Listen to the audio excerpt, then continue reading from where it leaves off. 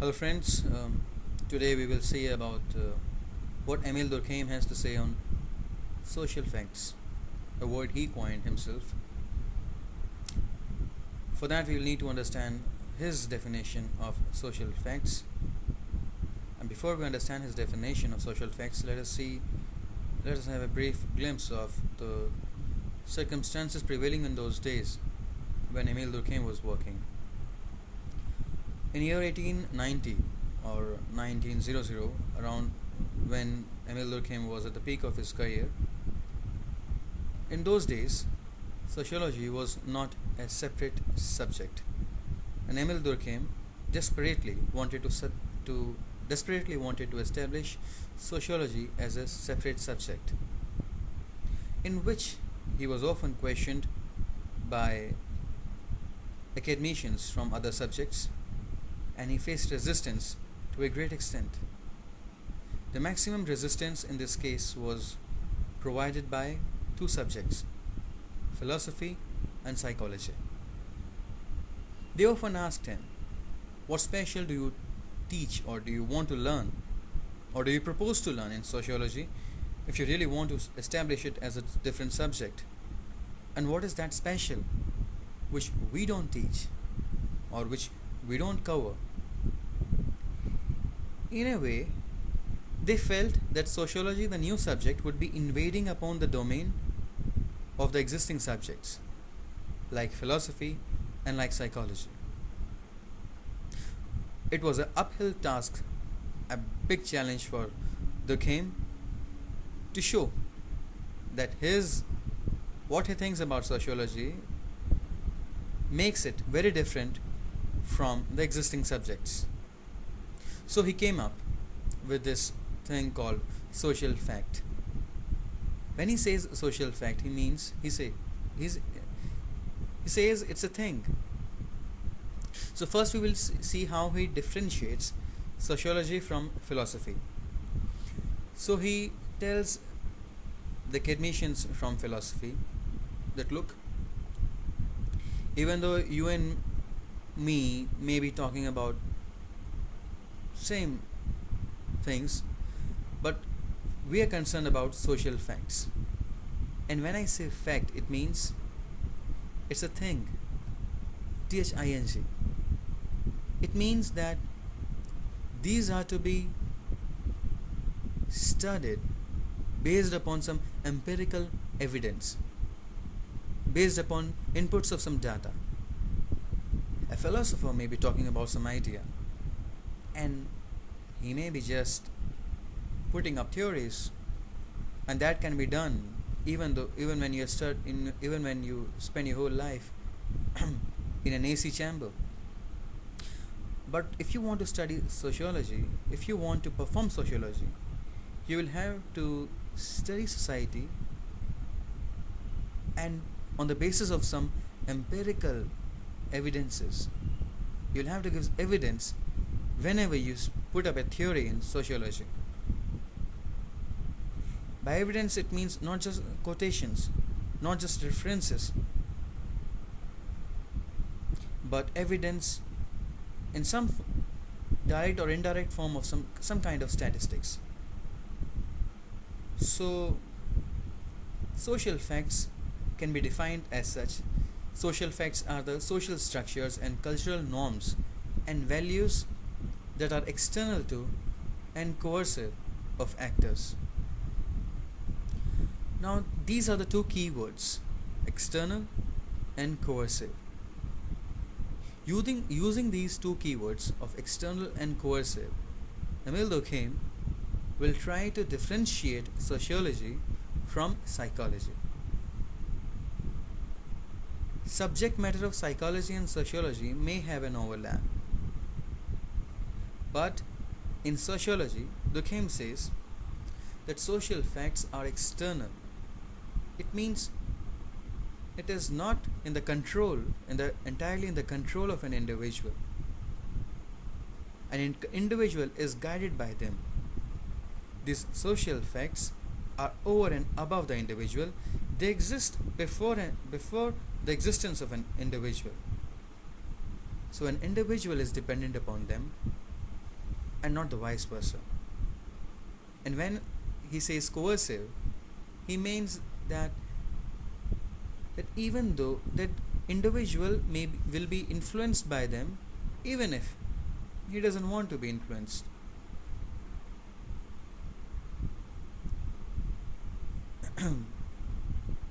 So he says that ideas can be known introspectively, but things cannot be conceived by just purely mental activity, but requires for their conception data from outside the mind. So social facts are coercive and external to the actor. By actor he means an individual.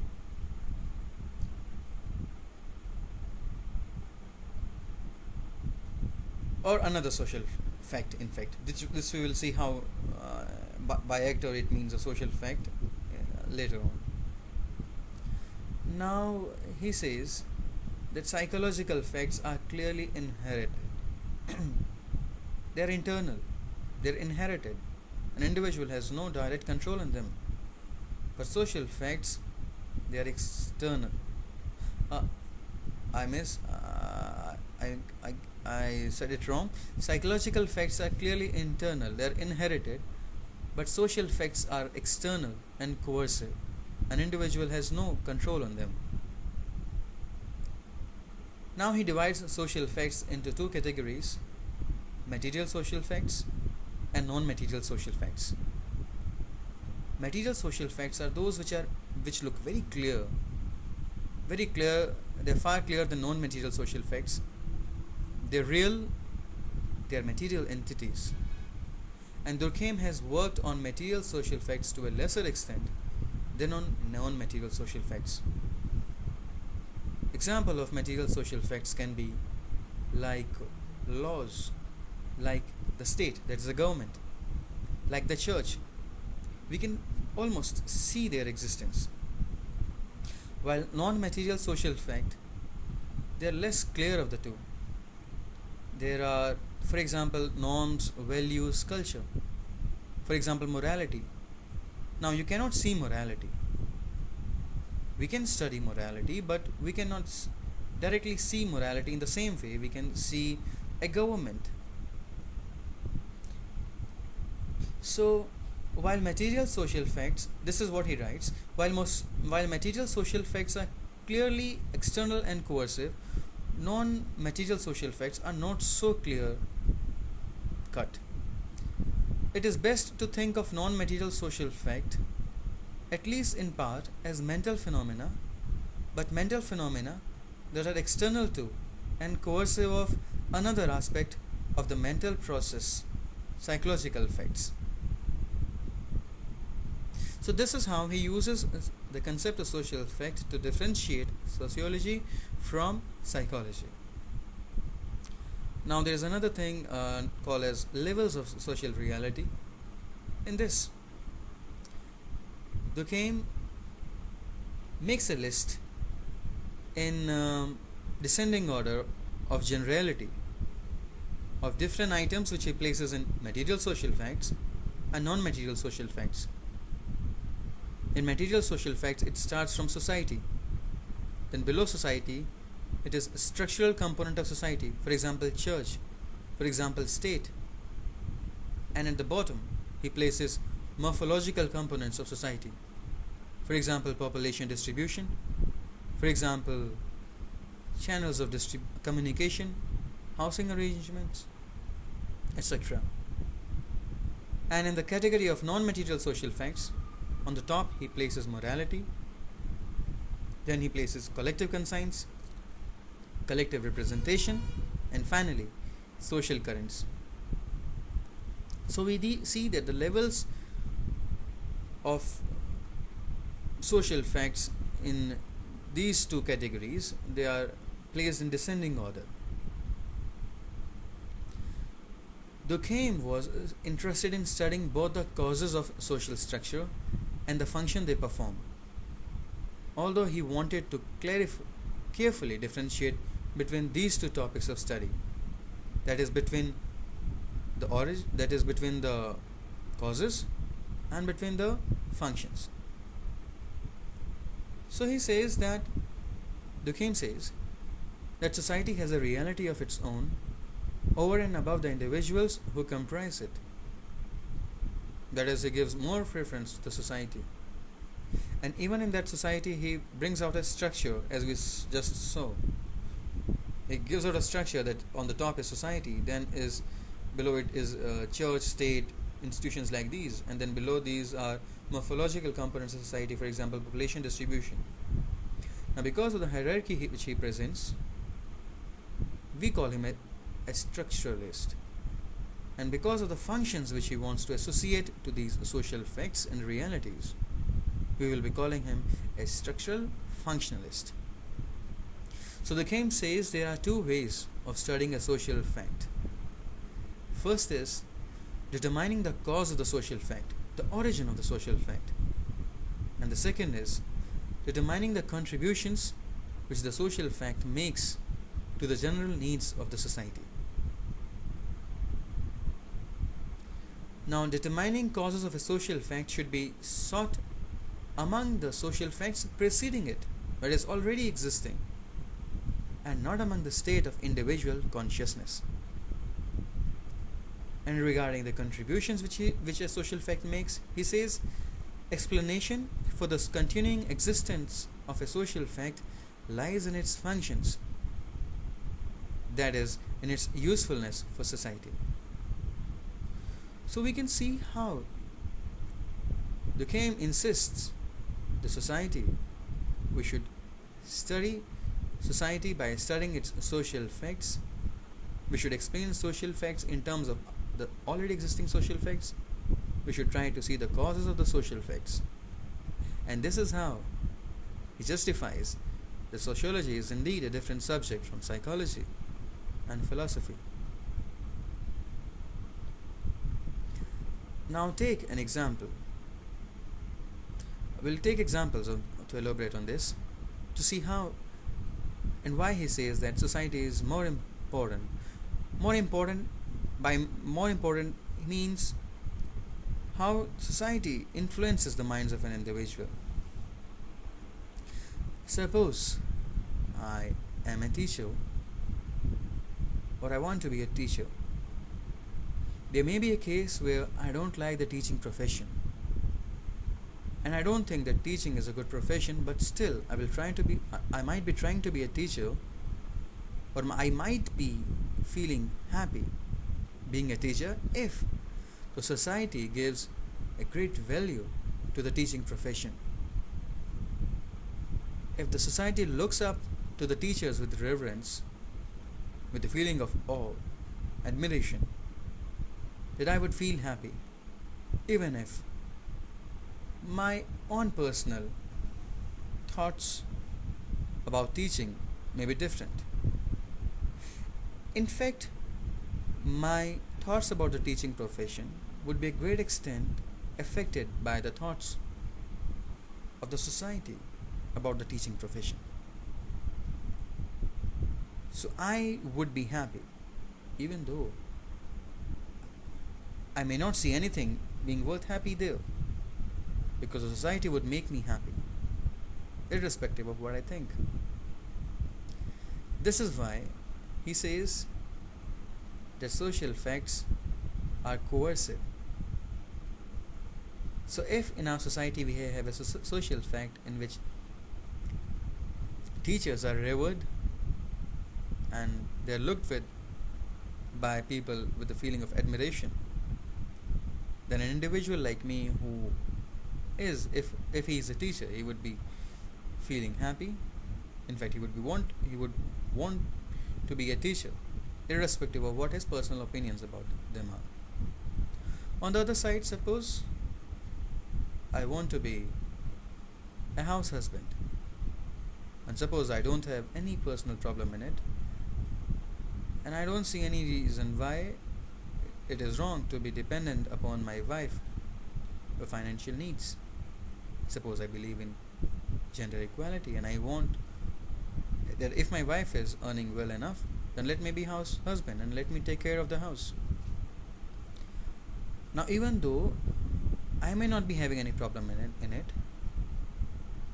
but because the society, and it's a social fact that society world over, most of the societies are patriarchal, and they expect the husband to earn, to be the breadwinner. And if an husband is not able to earn to support his family, he is looked down upon. So even though I may want to be a house husband, I won't be, because of the expectations, because of the collective conscience, because of the conscience of the society. So here we see that how my happiness, how my thoughts are influenced by the conscience, by the thoughts of the society, and they are not independent of it. Far from being independent, they are very much influenced and defined by them. This is what Durkheim says, that a society is over and above an individual. Now we can take up another example of how a particular phenomena can be read in different manners by a sociologist, by a psychologist, and by a philosopher. And this is how Durkheim would differentiate, would suggest the different ways to study it. Now suppose we take up a topic of migration and we want to study why migration is taking place in a society. Now, a psychologist may say that a person is poor, that's why he is migrating, or a person may not be happy with his family, that is why he is migrating. That is, most probably he will be focusing on individual level, and he will try to say that the decision of migrating, directly or indirectly, it is being taken by the migrant. But what a sociologist should try to find out, as per Durkheim, is, please note that these are not Durkheim's views on migration. I'm just putting up this example to elaborate how Durkheim would have suggested us to study a particular topic. Now, as a sociologist, I would say that migration is taking place because of some other social fact. Migration is in itself a social fact, and we will find out why migration takes place because of some other social facts. There could be other social facts, for example, population overgrowth taking place in a region. Second, because industrialization may be taking place in some other area. Because of population overgrowth, the per capita income of the individuals living in those areas, people living on those areas on the earlier activities like agriculture, would be decreasing. And because of better opportunities provided by industrialization of higher income, they would be tending to move. Having said that, the sociologist will not finish here, as per Durkheim. He would bring out some data to substantiate his observations and his theories. He would say that, for example, look, these are the regions where population has grown substantially more than other regions, and this has seen more migration, outward migration. Or he would say that, look, these are the places which have not seen industrialization, but at which adjoining region has shown industrialization, and these are seeing greater migration to those places. So what I mean is that he will bring up some data to support his. Similarly, for example, if we say that why murders are taking place. Now, if we come to know that some murders took place in a society, and why did they take place? A philosopher may try to explain it by saying that because people have stopped believing in a particular philosophy. Suppose he would say that people have become atheists and now they don't fear God from killing others. And in some philosophy, it might be written that if people are not afraid of God, then they might become murderers. I'm not saying a philosopher would say this, but it's an example that how a philosopher, what kind of what kind of approach a philosopher would take up here. Psychologists may say that a person has been a murderer because at that point of time he was very angry, because he couldn't control his anger, and that is why he murdered someone. Now a sociologist will say, first of all, he will not be looking up into a particular one single murder. He would be more concerned about a pattern, which we could say that is a social fact.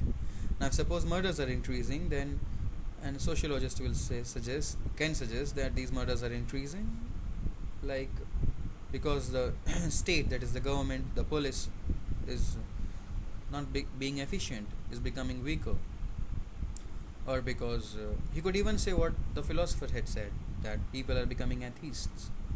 But when he says so, he will put up some evidence.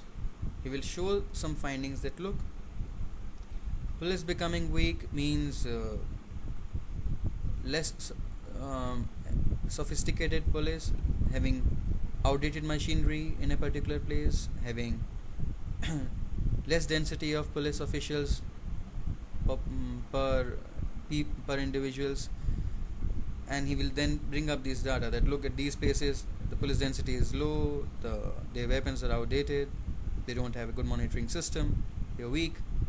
And look at these particular places, there is a higher rate of crime or murders.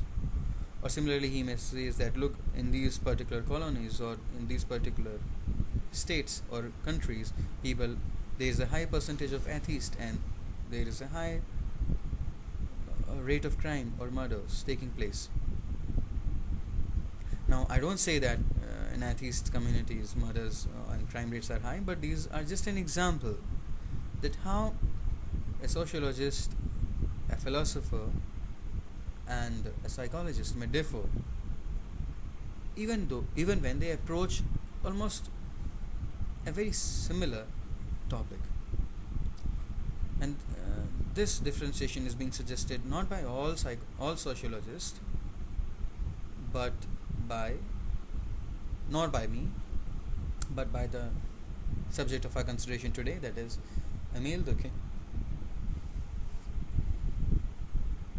Okay, so I think we had a good overview of these social facts. So we saw like what a social fact is, the definition, how Emile Durkheim used the concept of social fact to differentiate sociology from psychology and philosophy, and how social facts can be categorized into material social facts and non-material social facts.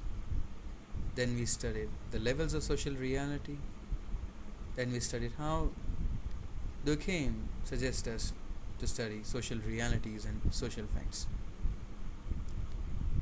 Thanks. And thanks for watching this video, and in case if you need any brief points about what I have said, what I have taught, then please mail me your IDs. I will be posting you the links or sending you them by mail. Thank you.